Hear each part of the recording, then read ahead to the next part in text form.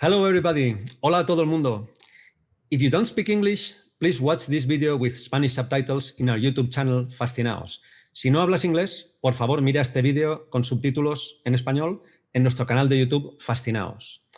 With that said, we have the great Professor Robert Sapolsky here with us today. We just can't believe it. Robert, thank you very much for accepting our invitation. Sure. Well, thanks for having me on. Thank you very much. Well, my co-host today is my great friend, Christopher Montenegro. How are you, Christopher? Sorry. First, I was muted. Fine. This is. I don't know how to express this. This is amazing. Well, my name is Manuel Salido, and this is the Be Fascinated project, in which we talk about topics that make us feel that way, fascinated, amazed. Among them, some of the topics discussed in the book, Be Fascinated, An Answer to the Big Questions. In this book, I talk about how life is much more fascinating for us if we really understand that we are nothing more and nothing less than part of nature, and accepting that there is no God, no soul, no self, no free will, or anything of the sort. You can find the links to the paper and digital edition in English and Spanish in the description of this video and podcast, and also on the website fascinaos.com, fascinaos.com, where you will also find our social media, how to ask questions, publish your opinions, contact us, participate in our project, and much more information about all these topics. Well, Robert, it's an incredible luck to have you here, not because you deserve any praise, but because you are an amazing organism with the ability to explain our nature in a wonderful way. So we are very happy to celebrate together your huge talent. Robert Sapolsky, for those of you who don't know him, is a renowned academic, primatologist, and neuroscientist who has written amazing books like Behave, The Biology of Humans at Our Best and Our Worst, and the most recent, Determined, a science of life without free will. Robert, we think we need a definition of free will, especially because in Spanish, we don't call it free will literally. We call it Libre albedrío, which is something like free whim or free caprice. It's an unusual word, and most people don't have a clear idea about what that it really means. And also in English, people have different ideas about what they call free will. So we use the definition found in the Encyclopedia Britannica, which says, free will is the supposed power or capacity of humans to make decisions or perform actions independently of any prior event or state of the universe. Do you think this is a good definition?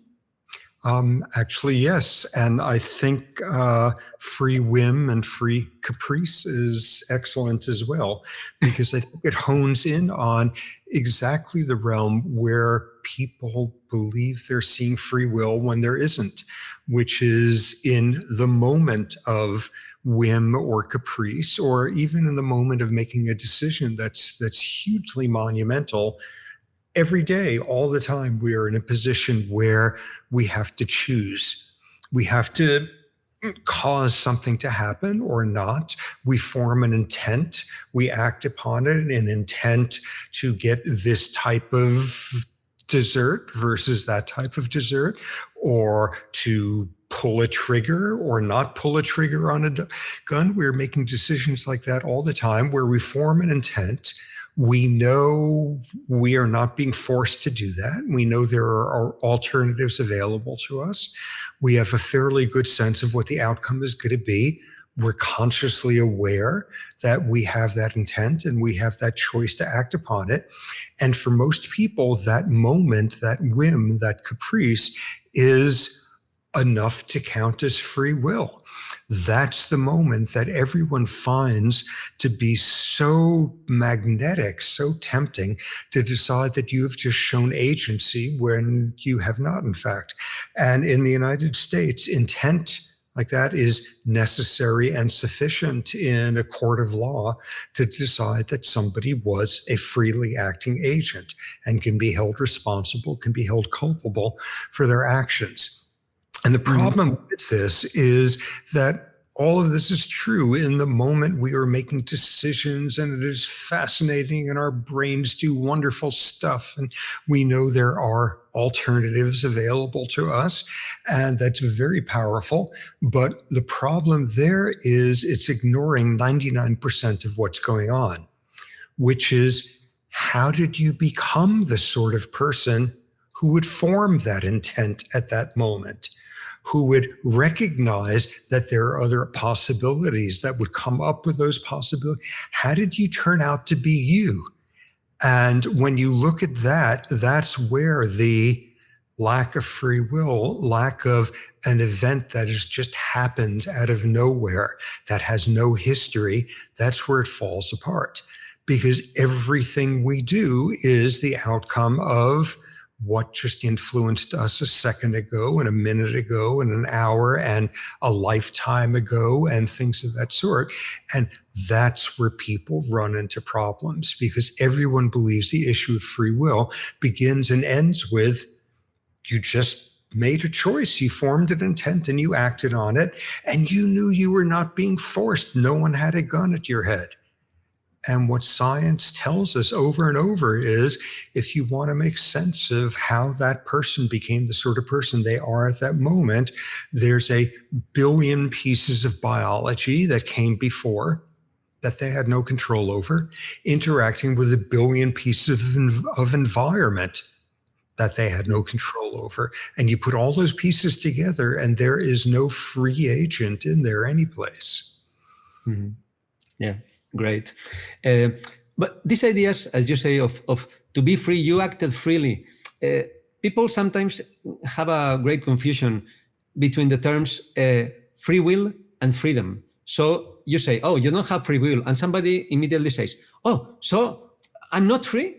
So how would you distinguish freedom, the idea of freedom, or the idea of free will? We are free to do what we want, but how would you explain this? Okay, that's a nice, difficult question.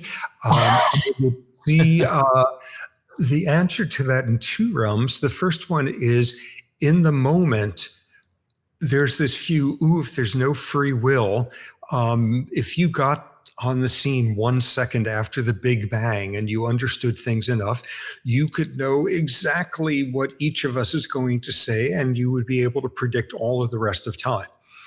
And that is sort of a classic distinction between determinism and predeterminism. And none of this has anything to do with predeterminism. The universe was not already set 1 second after the Big Bang. And at this moment, this instant, there are indeed actually multiple possible futures that are unpredictable. Why is that? Because of all sorts of non-linearities and how complex systems work, things that would go under titles of like chaoticism, chaos theory, or emergent complexity. It is formally impossible to predict the future with any sort of detail. So there are multiple possible futures. It was not already set a billion years before you were born. And it is only once one of those multiple possible futures has actually happened that you can see, aha, here's how we got from there to here. Here's how we arrived at this point. The other way in which freedom and free will and all of that begins to get intermixed in people's minds is this conclusion that people reach, again, a temptation, a magnetic pull, when people are thinking about free will in their everyday sense, where they're saying, oh, so if you say there's no free will, nothing can change. Nothing can ever change. Why bother? Why put the effort into nothing can ever change? And that's absurd. There's people change, cultures change, ecosystems change, things of that sort. Massive change occurs.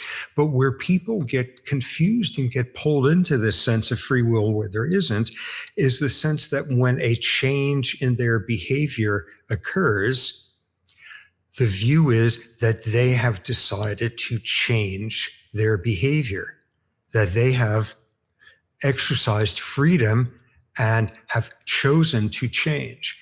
And when you look at how things actually work, nobody chooses that. Nobody chooses that as a free agent. We are changed by circumstance. And as a function of what things outside our control turned us into at the moment that we experience that circumstance. And that's a very different picture. That's a world that is totally compatible with there being no free will, yet at the same time, we are not the agents of change. We are changed by the world around us. Yeah, great.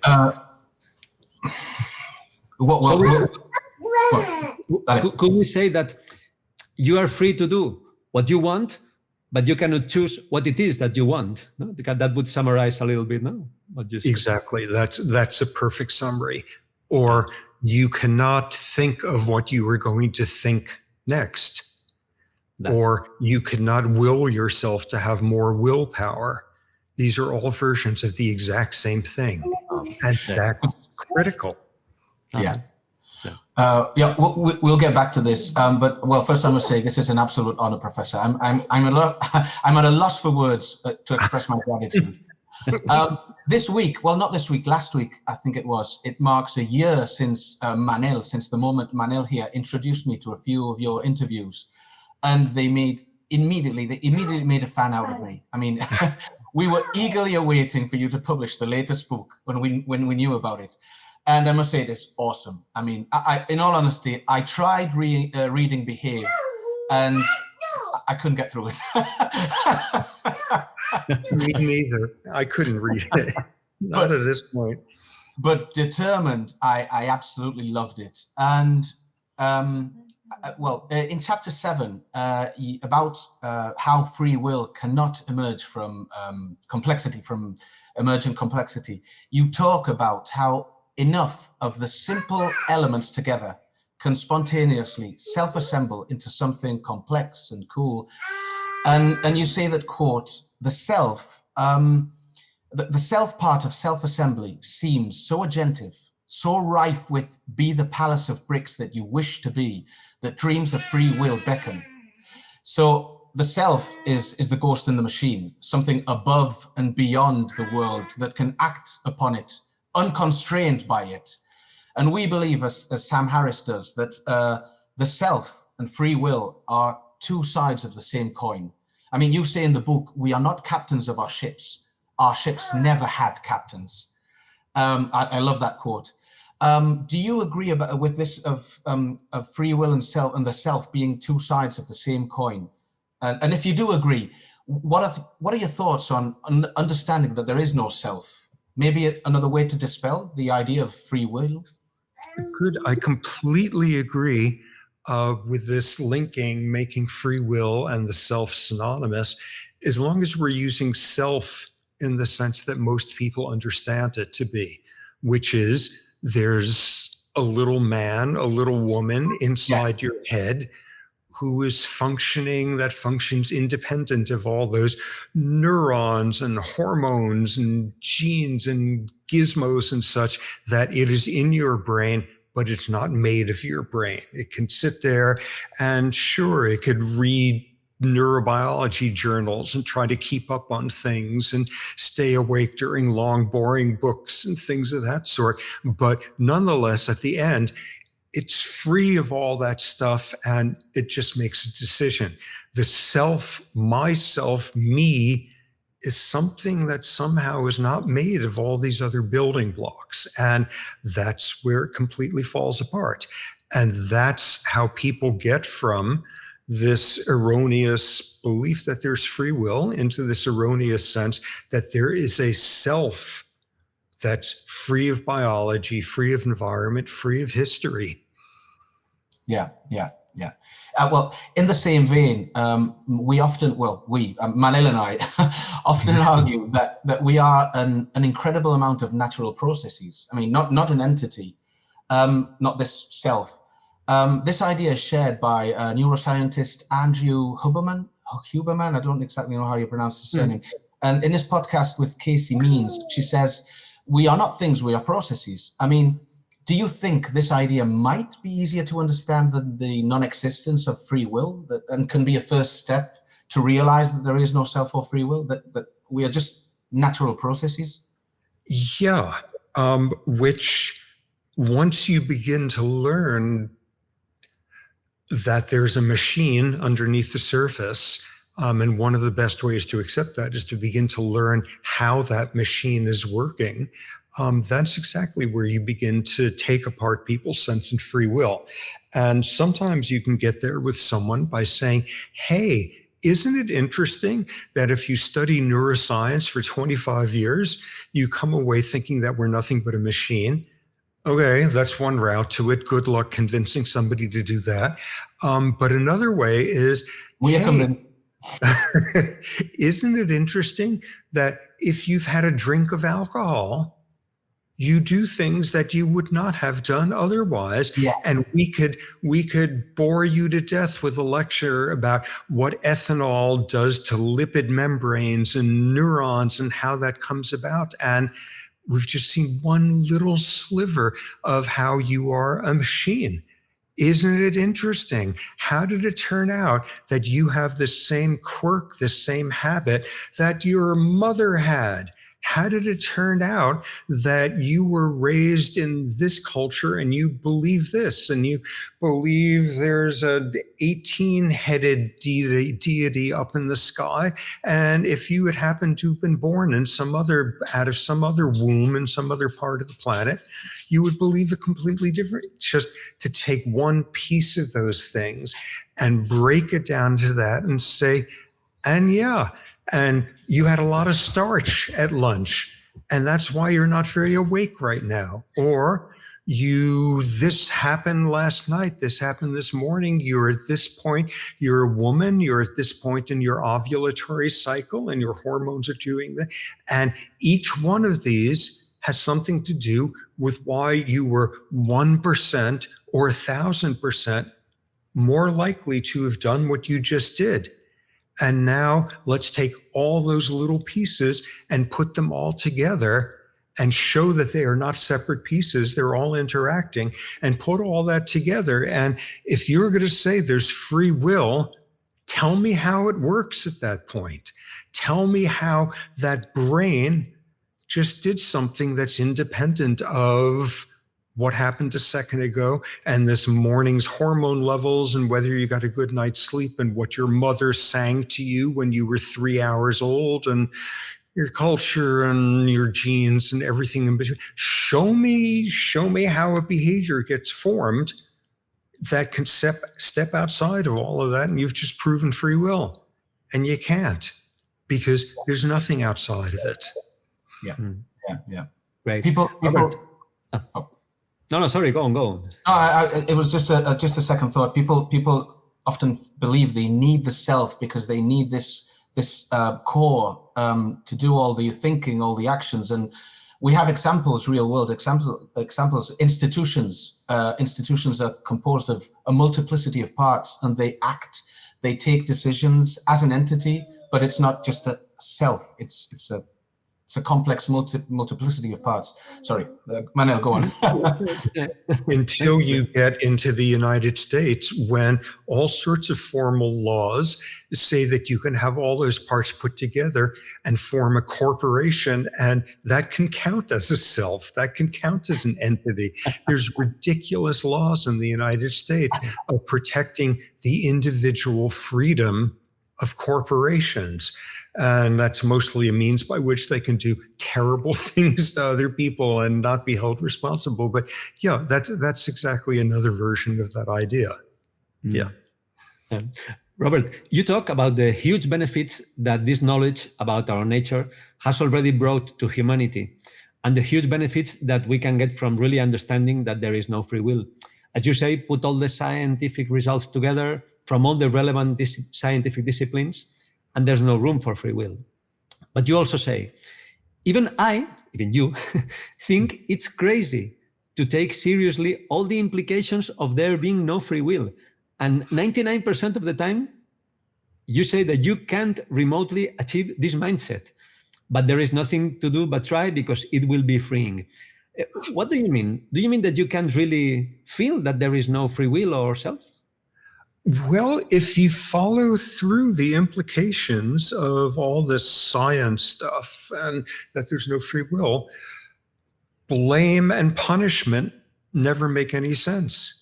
Praise and reward never make any sense. And I'm willing to guess people who would be tuning into what you guys think about, these are not people who are spending a lot of time being blamed and punished for things. These are educated, reflective, thoughtful people who are spending a lot of time being praised and rewarded for having turned out to be that sort of person who get trained to have this good skill and this opportunities and things of that sort. So none of that makes any sense. And okay, that's really hard on the level of what does that do to criminal justice and what does that do to meritocracies? But on the most immediate, everyday level, there is nobody around you who can do anything that you were justified in judging, that you are justified in thinking that there is any attribution, any moral attribution that makes any sense. And that's hard as hell if somebody has just done something appalling and you want to rip their throat out, or if something is just done wonderful and you are overwhelmed by their humanity. And even more difficult is to think about yourself and say there's absolutely nothing I or anyone else has done. There's absolutely nothing that makes me have any more deservedness of anyone else. There's nothing I have earned. There's nothing I am entitled to. There's nothing I have achieved independent of all the things that I had nothing to do with. And thus, I have absolutely no moral or intellectual claim to have my needs considered more than any other person, or to have anybody have their concerns treated as any less important than mine. And there's no circumstance in which I have earned the right to be at the front of the line of anything when anything good is being handed out. Whoa, go try to think that way 24/7. I don't know, maybe unless you're the Dalai Lama, and I most certainly am not. Most of the time, somebody get on and somebody can't stop themselves from saying, oh my God, look at that beautiful sweatshirt you're wearing. You are so stylish. You are so fashionable. And to at least for 1 second think, what can I say? I'm a man of taste. I'm a man of sophistication. Things that, yeah, it's really hard. And especially when it's something more fundamental, to stop right there in that moment and say, wait a second, let's think about that a second time, and a fifth time, and a 10th time. And you got to figure out ways in which to undo your intuitions. And I'm lousy at it, and everybody else is lousy at it. And I've been thinking this way since I was a teenager, and I'm still lousy at it because it's a very strong uphill battle that you have to fight against intuitions. And intuitions over and over turned out to be wrong because it was totally intuitively obvious at some point or other that the world is flat. And it was totally intuitively obvious that certain people could sit and cast potions and change the weather. And it was intuitively obvious that some people had no skills beyond what would make them appropriate for being turned into slaves or not being allowed to vote or not be because what's intuitively obvious now is going to seem like barbarity at some point in the future. But we're here in our in and now, so it's a fight, and we got to push against it every second of the way, and it's not easy. Yeah. I understand that there have to be huge changes in the way we understand justice, in the way we understand criminal actions and all that.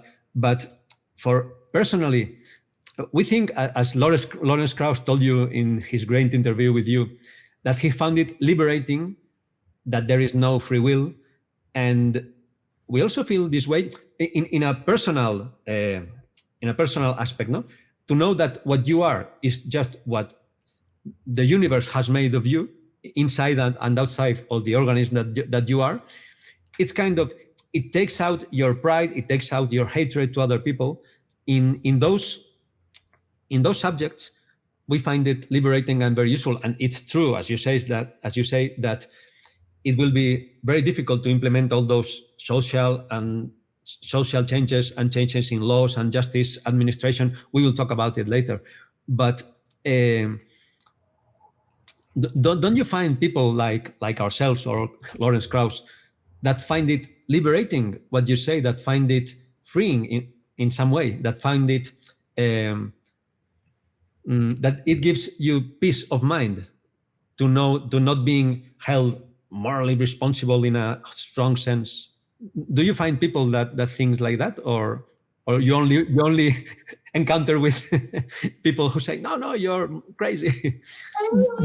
Well, when you think about it, people are thinking that way all the time. We just don't recognize that we've already done the hard work to realize that this is a realm in which this person had no control over. Because fortunately, somebody 5 years ago did the research to show that. Or fortunately, 300 years ago, people decided, the Spanish Inquisition was not a good idea and was based on like incorrect ideas about volition, because somebody in the past very, very consciously had to disassemble an intuition, so that by now it seems intuitively obvious to us. It's intuitively obvious that genes don't determine your behavior. Genes influence them. It seems intuitively obvious that it's not a good thing to have 6-year-old children work in factories and have them work to death. That it's not a good thing to feel like someone can own another person. And yeah, it's obvious. This wasn't obvious at some point. All of these things had to come about. And at each one of these junctures, this was very liberating. It's a really good thing. This is a much, much better planet, that when the weather is unexpectedly terrible, you don't round up a whole bunch of old women from your village and burn them at the stake because they're obviously witches. That was a great thing when people figured out the intuition that weather can be controlled by the old lady with no teeth living on the edge of the village that nobody talks to. That was a great, great thing to figure out. That was very freeing for her and in society. And we say, obviously, yes, there's no witches. We figured that out. There's no Satan is not invading your body when you have an epileptic seizure. Yeah, obviously. It wasn't obvious. It wasn't obvious. And what was an uphill battle intellectually and ethically to try to take apart those intuitions, now it's obvious it's not a good idea to let, tradespeople be able to beat their horse to death because their horse doesn't want to pull the cart anymore. That's not a good thing. We shouldn't have a world like that. It's intuitive. Yeah, so it's an enormously difficult process. And the trouble is, sort of going back to the point before, the odds are anyone who's thinking about this stuff and paying attention to this, the odds are anyone who is sitting there and is a judge in a courtroom, is a lawyer, is a doctor deciding whether or not somebody should have their wishes to be taken off a machine that's keeping them alive. At any of these junctures, the people who are in those positions are not the ones who are getting blamed and punished a lot of the time. They're the people who are getting praised and rewarded, and thus have the biggest incentive emotionally in holding on to our current intuitions. And the reason why getting rid of free will is liberating is that for most people, at some point or other, they're being treated badly for something they had no control over. It's very few of us who have had the luxury that most of the time we're being treated way better than average because of stuff we had no control over. If you find the idea that there's no free will, we're just biological machines, all of that, to be so profoundly depressing and existential crisis, it means you are so damn lucky And no one should be asking you as a representative of what the human experience is like, because that's not what the experience is like for most people. For most people, at various points, maybe even at most points, they're being treated way worse than average because of something they had nothing to do with. And that's much more the human predicament. So, every time we disassemble one of those bits of free will belief, even if it's like something as like savagely simple as like, there's no such thing as witches who control the weather. At each one of these junctures, this has been tremendously liberating. Mm. Yeah. And talking about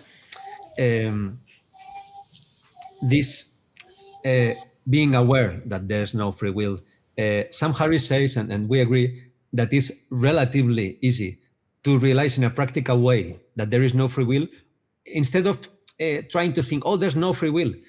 On the contrary, trying to look for it, say, pay attention to how your thoughts arise, to how your desires, your preferences come about.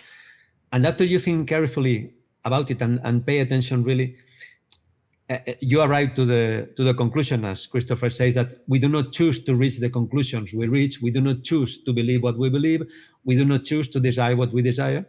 What do you think about this idea of looking for your free will carefully and then realizing that it doesn't exist? I think that is not only intellectually necessary, I think that's morally necessary.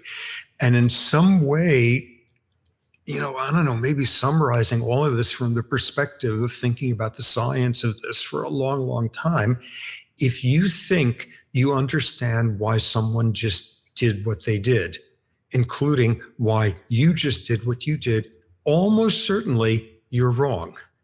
If you think you understand where that came from, almost certainly you're wrong. And maybe you should think about it a second time and a fifth time. And if you're a judge, if you're in one of these situations where you're doing this all day long, think about it 100th time and 1,000th time. Because almost certainly when we think we understand why somebody just did something, we're wrong, because we're getting gummed up in some intuition that somewhere along the way, something happened without any history before it, that something just happened. And if you have a certain viewpoint, it happened just in your brain a second ago. If you have another view, it's somewhere we got free of history. And we're never free of history. And this is a tough challenge, and it completely falls apart when you say, oh, I don't know, I just now have decided to scratch my nose, instead of deciding to scratch my nose 1 second after that. Whoa, let's examine that a second time and 100th time and think if we really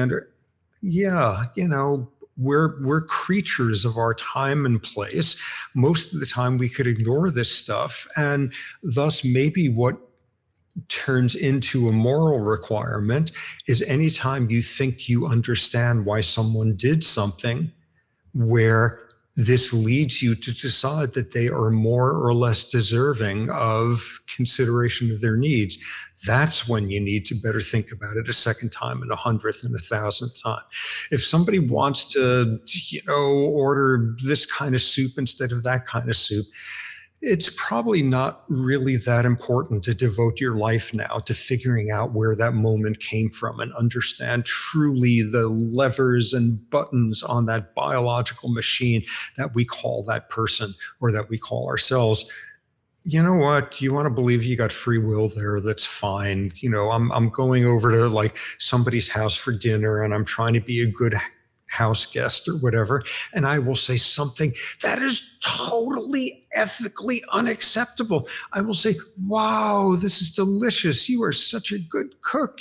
How did you become, wow, did you study? Did you go to culinary school or did you just figure it out on your, wow, when it comes to this, you have a better soul than me. Your culinary soul is a better one than mine.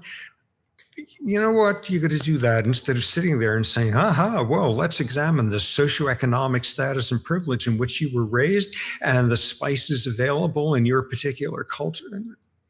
okay, you want to like function day to day, but when it comes to something important, think about it and think about it and think about it, and just remember what seems intuitively obvious now, people didn't used to think, and what seems intuitively reflective of free will and agency, people in the future are going to look back on this and say, my God, the stuff they didn't understand then. Oh yeah, they hadn't discovered X then. No wonder they thought some people were more deserving of whatever. They hadn't figured this out yet. Can you believe people used to function that way? People used to believe in ghosts. And I don't know, when was it the 20th century, the 21st century or something? They used to think that if somebody was able to do a lot of hard work, that's because they had a better soul, rather than they just turned out to have that sort of frontal cortex that could do that sort of impulse control.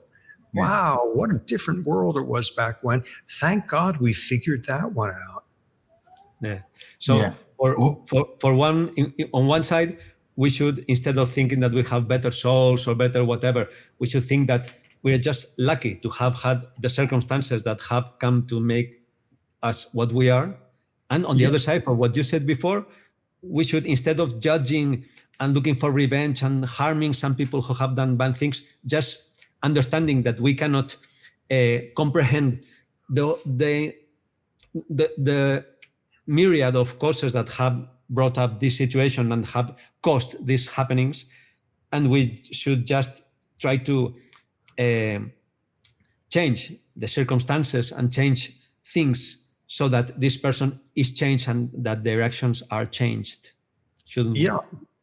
No, absolutely. The Oxford philosopher Neil Levy, I don't know if he was the first, he couldn't have been the first, but sort of frames a lot of this thinking in this terms of moral luck. He uses it in a very, proximal sense. And in some ways, like as soon as I'm thinking about like genes and fetal environment, I'm pushing for it a much more distal sense of the word. But there's nothing other than luck, good or bad or random. That's all there is. Absolutely agree. They said luck swallows everything. Some of them, didn't they? Yeah. Luck is the only question with any of this. And it's very tempting, but has to be resisted to see some sort of hand of moral blueprint and intent behind circumstances of sheer random, utter luck. That you turned out this way, that they turned out that way. There is no blueprint. There is no hidden hand. It's just luck. Absolutely. Absolutely. I mean, for the record, we agree. I agree. It's difficult to think about this all the time. Manel and I are convinced that we have to talk about it. We have to get the message across. If we can convince one person, that's a win. But it is difficult because obviously you get angry at people, especially when you've got a 2-year toddler. I don't know if you're hearing in the background. And it makes me nostalgic for the days when my children were little and could be making noises in the background, and my wife would be there trying to shush them, and it's going to change really fast. So be prepared. Enjoy it. It already is changing really fast.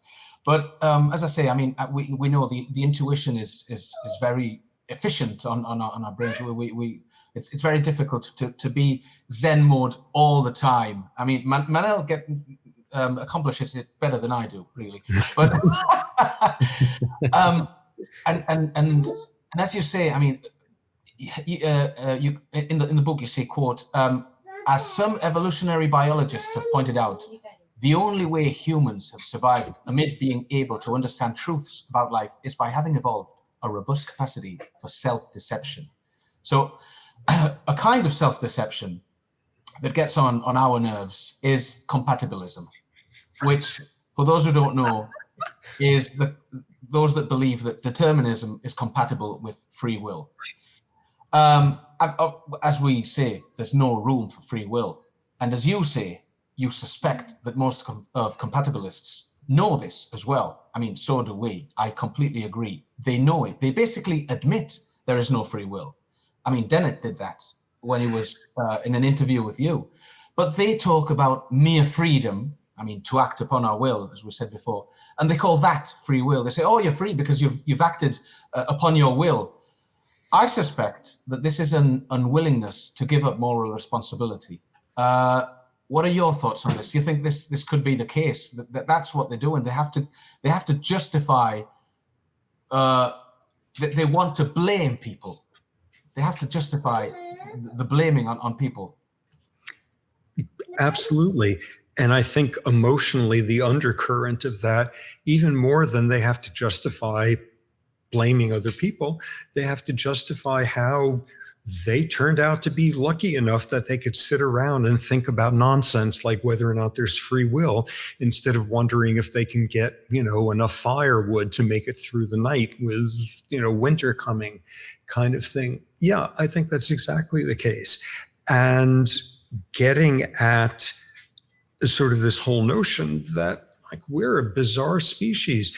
We're machines just like every other living organism, but we're the only ones that could know that we are machines, and the only ones who could realize some of the implication.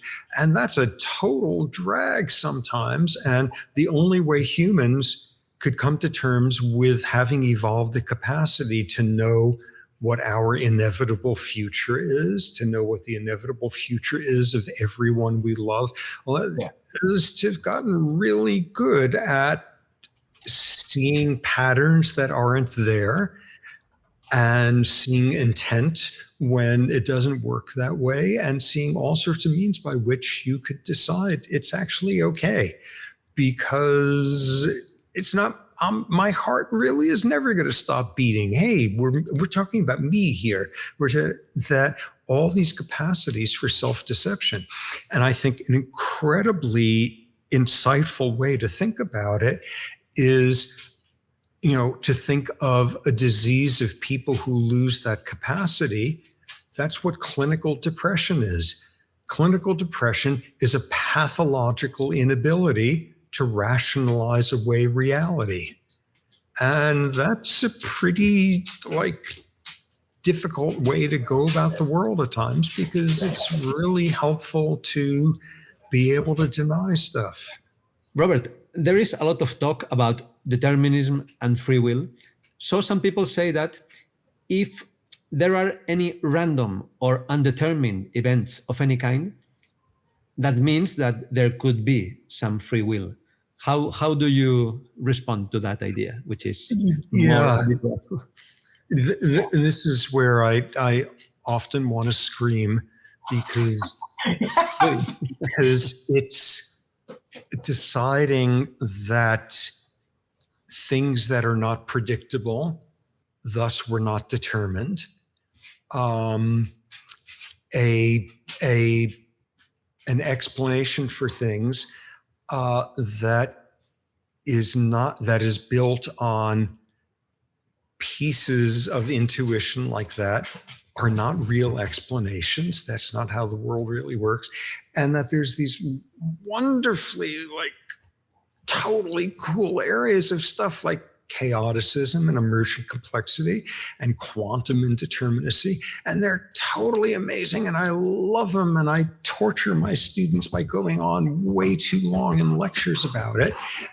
But nonetheless, that's not where you can get free will, because every single one of those attempts falls apart in a very fundamental way. And it's usually confusing something that is unpredictable with being undetermined. If you cannot explain why that happened, it means that it was an outcome of free will. And that's where you get into trouble with chaoticism, which is a whole science of formal lack of predictability, where people get into trouble using the same sort of thinking about emergence and emergent complexity, is that, you have this incredible phenomenon of these very simple things like an individual ant or an individual neuron, giving rise to some amazing, if you throw enough of them together. And the thing that people always forget at that point is once something amazing has emerged at that complex level, the ants are still just as stupid and simple as they were in the first place.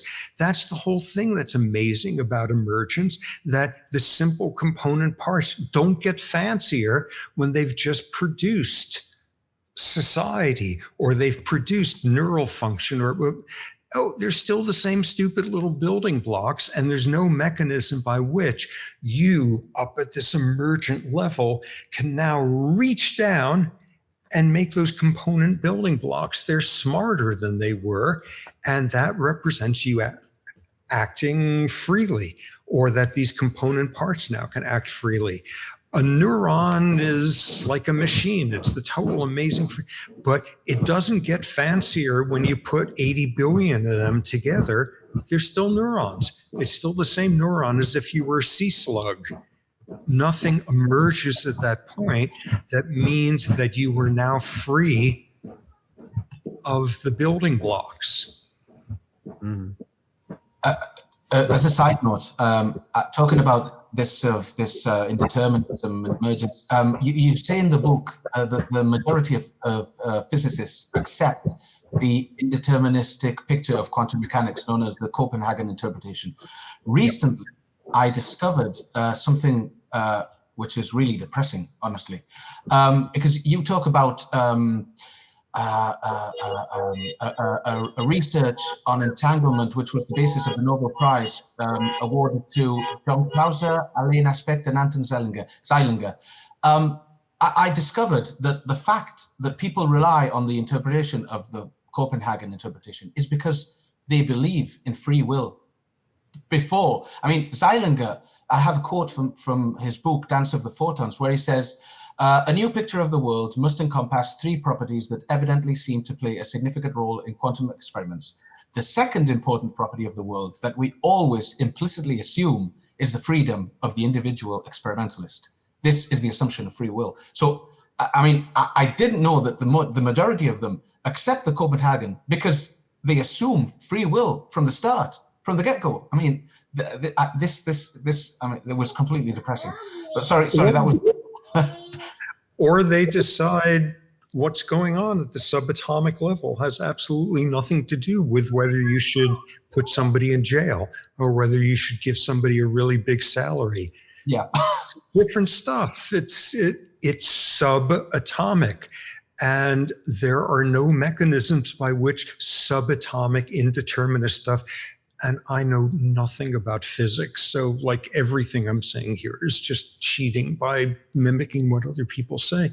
But it seems like the majority of the physicists who accept the Copenhagen school, they're saying, oh, I don't want to talk about free will or criminal justice reform. I want to understand quarks and muons or whatever those things are. That's the level at which they're functioning. The ones who've decided that now you could write a book called something like Quantum Healing or Quantum Morality or something like, they're not they're not the actual physicists who are doing it, or if they are the physicists, they've now become ideologues and salesmen to a much greater extent. But yeah, it's incredibly cool and bizarre and strange down there, but you can't get down there up to here. There's no mechanisms for it. And you said you don't know physics, we don't know physics. The great thing is you don't need to know physics to understand all this. A great quote, another great quote of yours is, a system being unpredictable doesn't mean that it's enchanted. And magical explanations for things aren't really explanations. It's great. Yeah. Right. Sorry for the side. I mean, I went on a tangent, but I had to say this.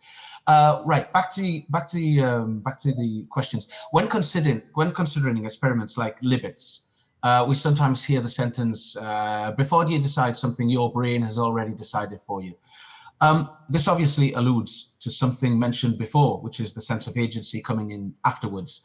But this apparent duality can be the root of some misunderstandings or some incomprehension. People think there is a you apart from your brain. Again, the self, it's something we've talked about before. And you talk about this you-ness, as you say, when attacking willpower, which is, quote, willpower is what happens when that non-biological essence of you is bespangled with fairy dust. I love that. I mean, I know this is a difficult question. I mean, all of them are right. All of them are quite obvious, but what could be the key idea to make people understand there is no willpower? Willpower is just a consequence as everything else. Maybe the way to do it, I don't know, force somebody to go through this sort of exercise that you have two people who have had trouble with excessive drinking in the past, and they're both trying to stop now. And they both get to the street corner, and they both know there's a bar down the street, and they both walk down there, and one of them walks past it, and the other one goes inside. And you say, wow, why did that happen? Why? He has more willpower. What can I say? What does that mean? What does that mean? How did he wind up having more willpower? Sometimes it's easy to understand. He got raised in an abusive environment and unstable and foster homes and one after another and never learned self-discipline. What the hell does that mean? That this one never learned self-discipline, and this one grew up in a comfortable middle-class family and got into trouble with drinking at some point, but has the resources to say, don't do it, and to actually act. How did they turn out to be two different people? One goes in and the other goes on there, and let's really, really dissect it. Oh, well, this one come up with some craze. This one has a more backbone. This one has more self-discipline. The one who can walk past has better self-esteem or loves himself more, or unconsciously the other one wants to fail again, or whatever attribution you've come up with. You got to answer the question, something different just happened. How did they become the two different people they are?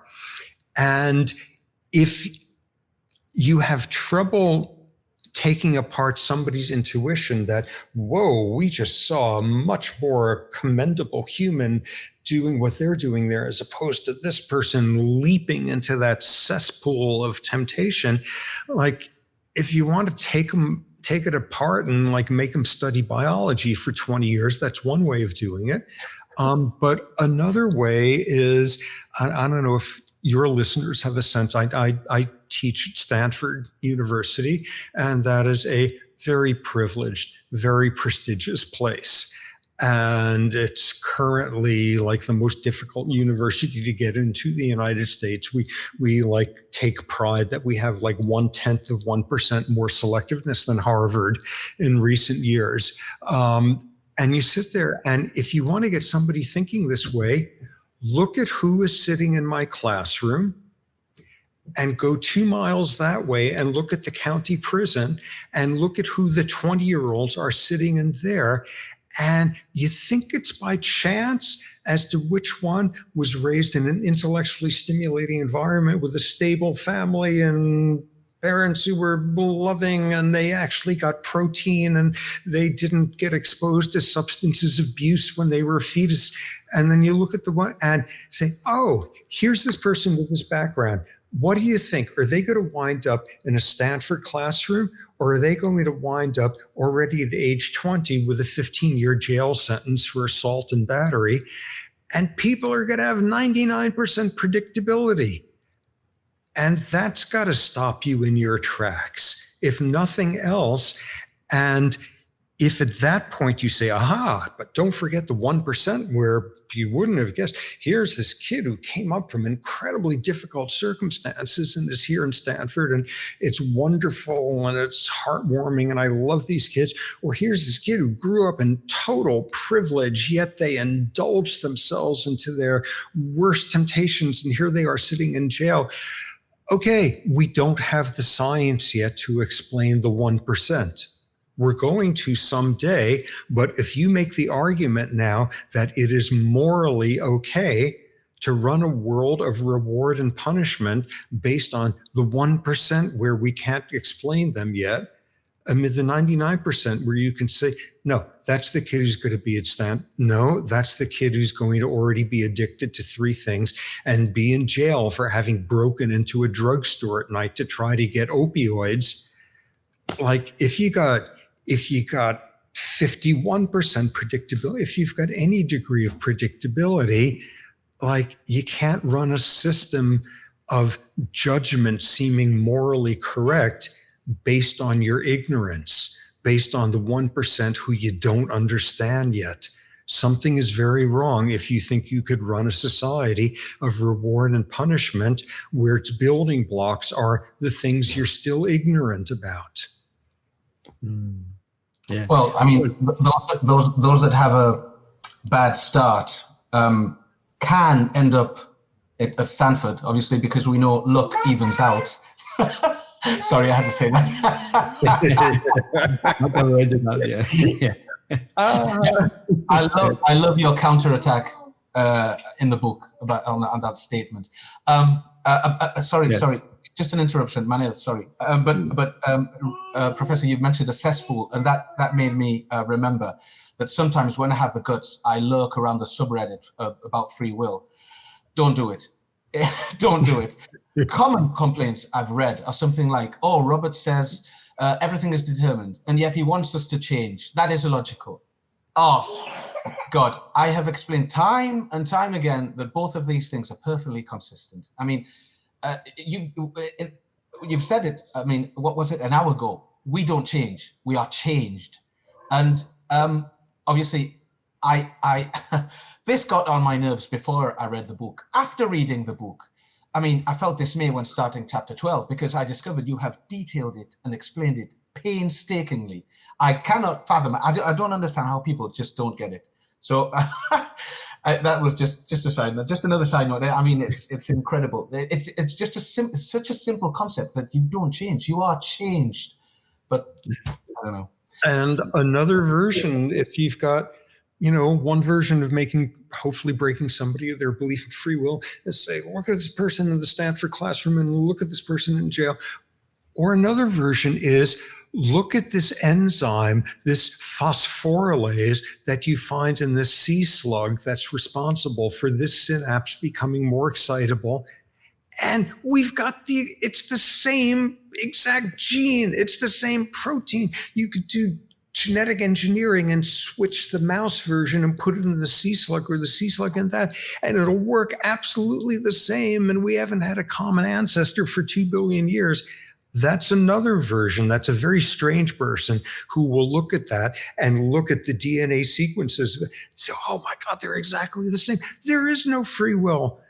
There's got to be somebody where that does it for them. But far more powerful is when you say, for every type of childhood bad luck, and you could formalize it with these like metrics that developmental psychologists use, all of that.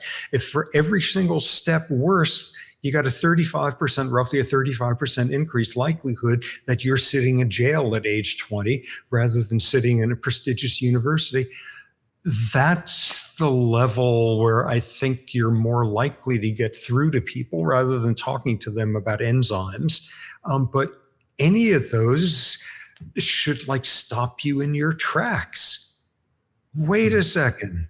We have the exact same enzyme as sea slugs. The criminal justice system is unjust.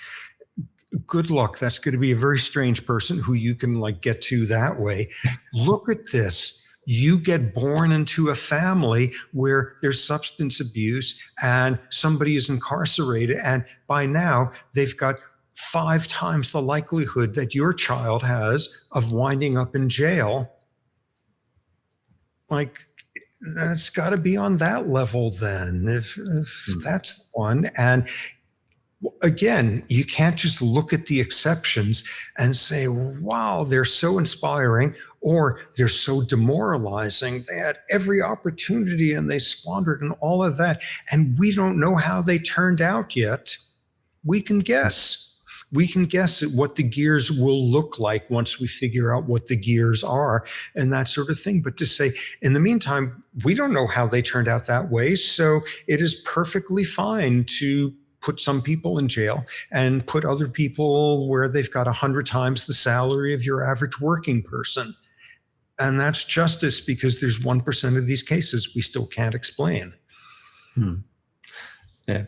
Robert, we have talked about when we understand that there is no free will, hatred tends to disappear, and there are lots of benefits of these understandings. And do you think that we lose something when we really understand that there is no free will? Because some people say, oh yes, we gain a lot of knowledge and that is very good and we get very good things, but we also get bad things. Do you really think that we lose anything when we really understand that there's no free will? Or could we say that believing that we have lost something is a misunderstanding of all these subjects? A misunderstanding. That's ignoring the fact that, once again, for most people, at least one point in their life, the fact that there isn't free will, if people recognize that, that would be incredibly freeing and represent social justice and all that sort of thing. But even, for all of us who are sitting here saying, oh my God, I've never done anything illegal in my life or some deeply unethical, but damn, I'm a good poet. And what do you mean there's no free will? I've lost that essence.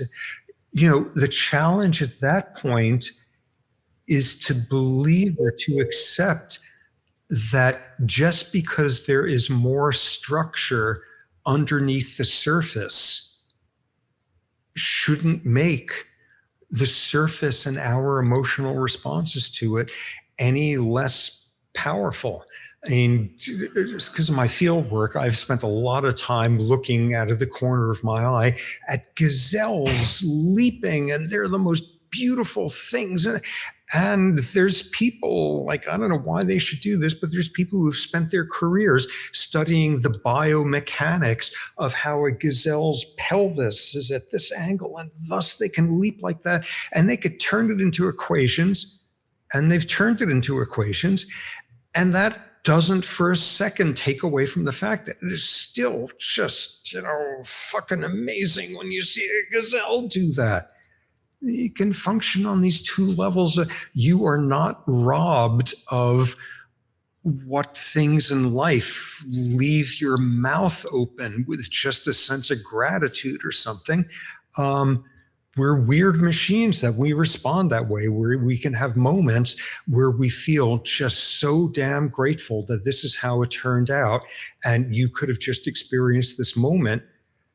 Nothing is taken away from the fact that nonetheless you could explain that at the level of ions and extracellular exchange rates around neuronal membranes and stuff, or the biomechanics of gazelles, or the fact that Bach can be broken down into contrapuntal rules of composition and stuff. That doesn't change anything. And, on some very distressing level, some AI is going to come up with music someday that could move us to tears. Yes. And that isn't going to take anything away from it. It's just a different version of a reductive structure that gave rise to something that appeals to this weird thing that we call affect in us, and could make us feel moved enough to give up your life for someone, or angry enough to end somebody else's life in the name of whatever irrationality was brought by that music. Yeah, there's some AI that's going to be able to do that at some point. There's going to be one that's going to be more amazing than Beethoven. And that's going to be fascinating. And maybe that's going to be very horrifying. But nonetheless, just because there's like a mechanics to how pelvises and fulcrums work doesn't mean it's any less amazing when some animal does something that just makes you feel grateful that you're alive and got to do this. These things have happened, like, for example, in chess, computers have beaten humans already, and 20 years ago, 30 years ago, we didn't think it was possible. And for example, a friend of mine had his prostate operated by a robot, no person there. And we all just said, what? You mean, yes, and it's 95% of side effects go away. It's much better than a human performing that operation. And we say, wow, yeah, things happen. There's nobody doing things. There's no entity doing things. Things happen naturally. And it's still a good thing that you had your prostate fixed. Yeah. And nothing changes. That's important. That's Manel. That's what you and I say always. Nothing changes. And nothing changes because things are what they are. An omelette is made of atoms, only atoms, mere atoms, but we love it, so we eat it and we enjoy it. That's. It's an great atoms. Great way of combining those molecules. Yeah. And what that suggests is, I don't know, we're 200 years into the Industrial Revolution, and the notion that like somebody working on an assembly line in a factory could be replaced by a machine. And societal implications that we've just entered an era where surgeons and dermatologists and radiologists are going to be made irrelevant by machines, because the machines are better at surgery and spotting a melanoma or spotting a tumor on an X-ray or a shadow on the lungs. We're about to enter a very interesting world where it's doctors who are sitting around and have been made without meaning by all sorts of measures of society standards by machines. This is going to get a whole lot more complicated than like the world in which all sorts of people who used to be machine shop workers are now out of work and taking opioids because like society has no use for them. Whoa, there's going to be some MD PhDs in that group now, not that long from now. Yes, that's going to be very challenging. Yes, because we like to talk about responsibility. I am responsible for this, for the good things, and you are responsible for that, for the bad things, no? And it's not likely that we can stop saying that someone is responsible for something. But could we say that we can use this word figuratively, as when we say that the sun rises, but being aware that the idea of responsibility, like an agency being responsible for something, is not accurate? Yeah, most of us are perfectly fine getting through the day with the notion that the sun rises. The sun doesn't really rise. If you want to be a specialist who's like trying to figure out if this asteroid is going to crash into Earth or not and end life, it's probably a good thing if you get past the notion that the sun rises. No, it really doesn't rise. We rotate.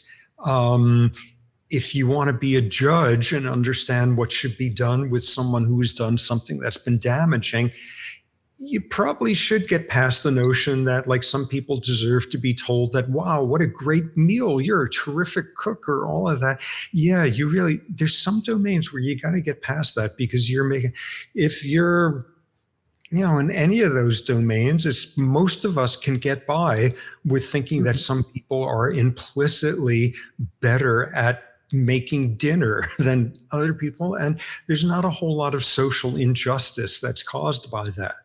And most of us can get by and think that the sun rises, and we're not going to be ones who have to figure out that life is going to end because of this asteroid or, any of that stuff. But yeah, there's some domains where it's perfectly fine.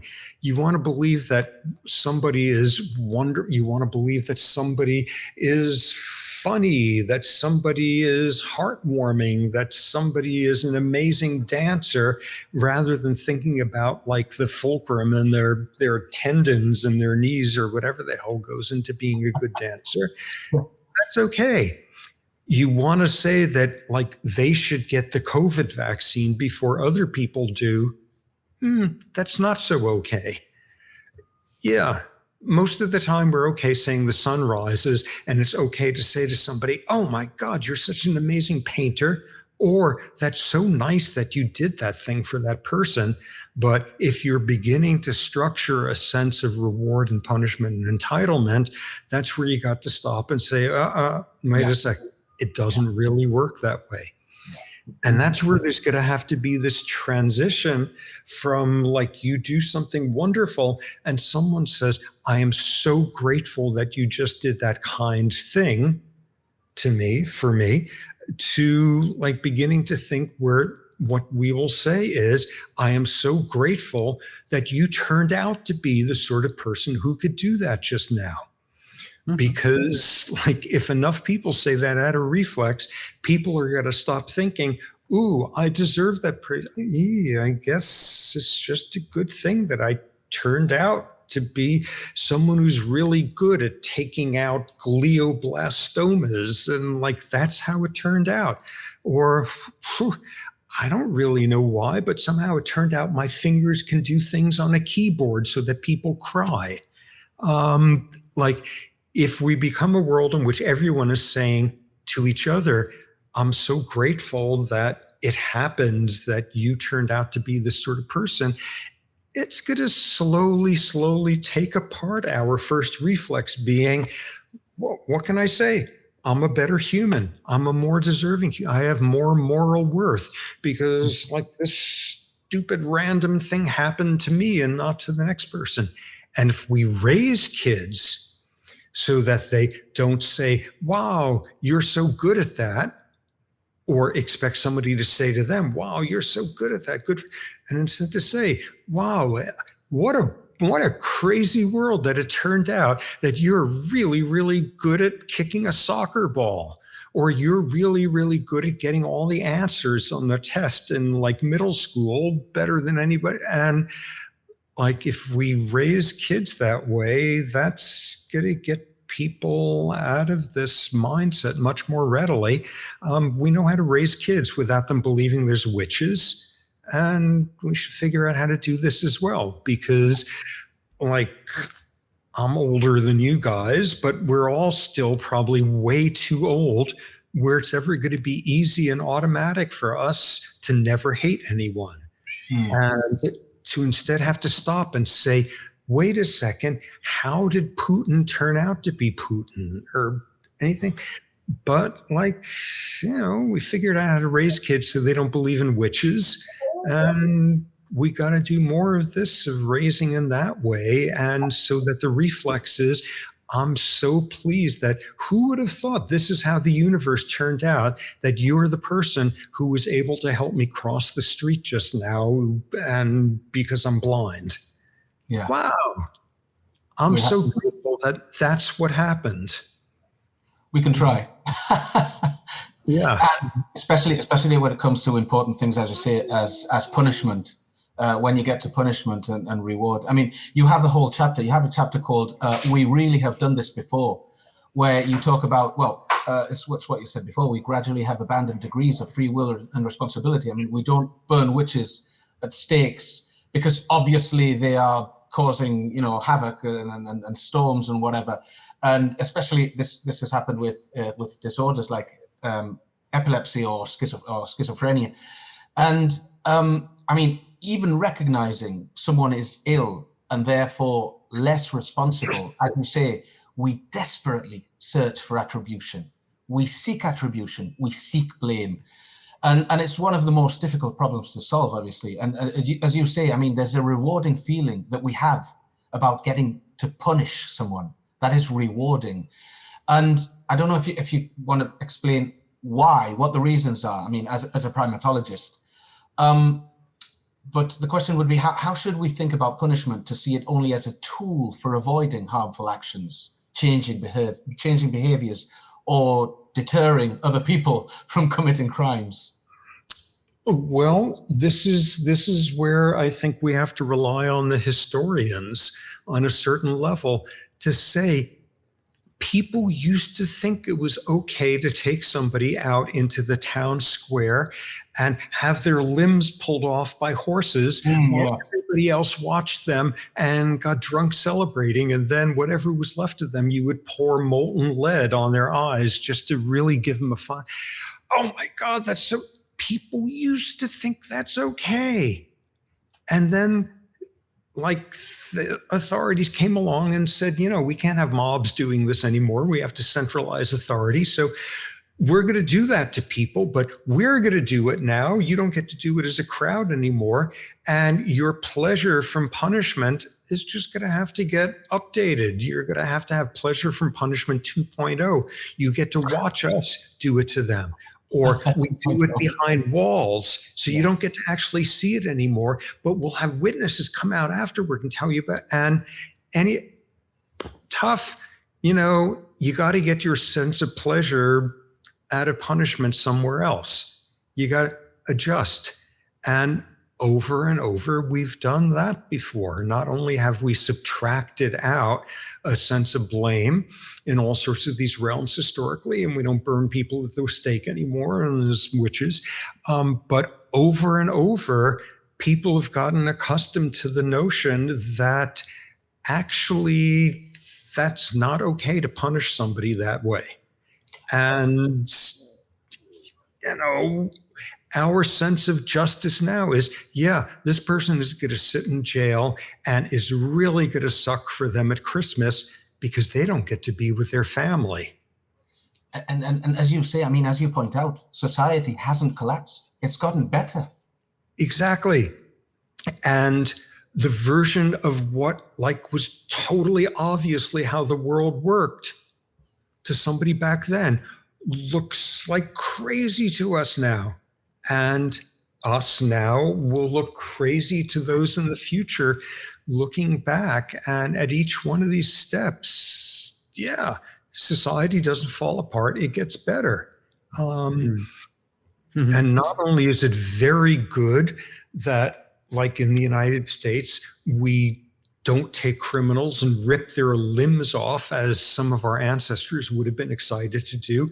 And what we do instead in the United States is inject them painlessly with a drug that will stop their heart. At some point, we're going to get to a point of saying, what you have to do is just figure out how to make sure this person cannot damage anybody again. And do the absolute minimum of it and not 1 inch more than that. And don't tell them about their soul. And let's do lots of research into how somebody turns out to be somebody like that so that there's fewer of them in the future. We got to get there, but somehow we got to this point where putting somebody away for life, where they never get to see whatever version of punishment that seems just now, seem crazy to your ancestors. Oh my God, that's what what's wrong with you people? And we look back at them and say, what was wrong with them? And they'll look back at us and the same thing. And we just have to keep pushing. Yeah. And Christopher, you've got the particular challenge because you've got that 2-year-old in the background there. And at least in a place like the US, there's a mindset that what you want to teach your children is a sense of responsibility, that they're able to say, I'm the one who did that, and that was wrong. That was wrong when I did that. So what's this model where instead you're teaching them, you look at anybody and what they're supposed to say is they had nothing to do with how they be. I had nothing to do with how I became. And, you got to teach some version of responsibility as in, yes, mechanically, I am the one who did that act. Yeah. Yes, on an instrumental level, so we understand what happened. But that then is a totally different thing than thinking because I am the one who did that, I deserve to be treated better, or it's a hard task that it's going to be to teach both of those. Yeah, you got to find a balance. Exactly. There's a famous Spanish psychiatrist. He's called Pablo Malo, which means Pablo Bad. in English. It's a funny surname he has. Interesting. He's a friend of ours. And he says that realizing that there is no free will is the next step in human moral evolution. So you're not alone. I guess that you agree with that, and also with Greg Caruso and that kind of philosophers that try to reframe things knowing that there is no free will. That's a great way of phrasing it. That's exactly the case. Uh-huh. Yeah. Okay. I mean, I usually say that there is a commonplace unwillingness to bite bullets when it comes to this of I don't know how to explain it. I mean, when wanting to punish someone, if people think that the other isn't to blame, they say, well, how do I put this? I mean, someone might think, well, okay, if this person is put out of society because he's done something horrendous, whatever, he's killed a bunch of people, and what if you could put him out of society, and at the same time he is taken to another place where he is enjoying himself, but he isn't a danger for anybody? Would that be okay? And people are unwilling to bite the bullet and say, well, yes, because he's out of society. He might be enjoying himself, but obviously he didn't deserve what the punishment, because it's what the universe, what came before made of him. And I applaud. I love how brutally bold you are, because when talking about, for example, what was it, Overeem Scarlett, who was convicted of murder because he had failed to take his medications for his epilepsy and had a seizure and struck and killed 2 pedestrians in Manhattan. And you say, as Manel said before, I mean, quoted you before, I feel crazy, embarrassed, trying to make the argument anchored in the science of the book that not only does someone not deserve to be blamed or punished for having seizures, but it is equally unjust and scientifically unjustifiable to make someone's life a living hell because they drove despite not having taken their meds. I mean, you are certain, and I believe this as well, that it is good if people feel less pain and more happiness. And this is the last question. In chapter 14, The Joy of Punishment, you talk about how to resolve conflicts between people who have committed a crime and their victims, and mention the Truth and Reconciliation Commission model, restorative justice. We think those are wonderful ideas. As you say, it takes a certain kind of audacity and indifference to look at findings like all these and still insist that how readily someone does the harder things in life justifies blame, punishment, praise, or reward. I mean, this is great because you say, just ask those fetuses in the womb of a low socioeconomic status woman already paying a neurobiological price. And so the last question would be, can you tell us more about this Truth and Reconciliation Commission model that you talked about in the book? Oh, it's wonderful, but it's a partway measure. It's a reformist. It's a wonderfully, I don't know the connotations you guys have, but to say somebody's being a liberal here is in some ways you could be kind of being sarcastic or dismissive, or okay, they think that as long as they have folk music at their wedding, they're a good human, or I don't know what, or I don't know, in your ends of the world, ooh, let's have a phrase from Basque wedding ceremonies to show how, culturally diverse we are, or, any of those. It's good that people figured out that restorative justice is a direction to take things, that things like Truth and Reconciliation Commissions, all of those are great. They're great advances, but nonetheless, they're still predicated on the idea that people are responsible for their actions. So they're an improvement, but they're nowhere near the equivalent of the quarantine models that we need.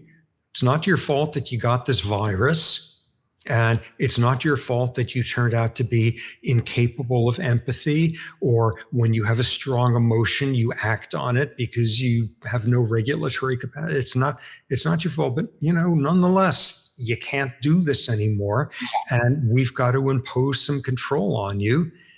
And taken to its logical extreme, the fact that, okay, it's not your fault, but we do need to keep you away from society. Like, the really absurd logical conclusion is, and we owe you something extra because we've had to constrain you in these regards, which is where people really say, okay, this is impossible. You're out of your mind.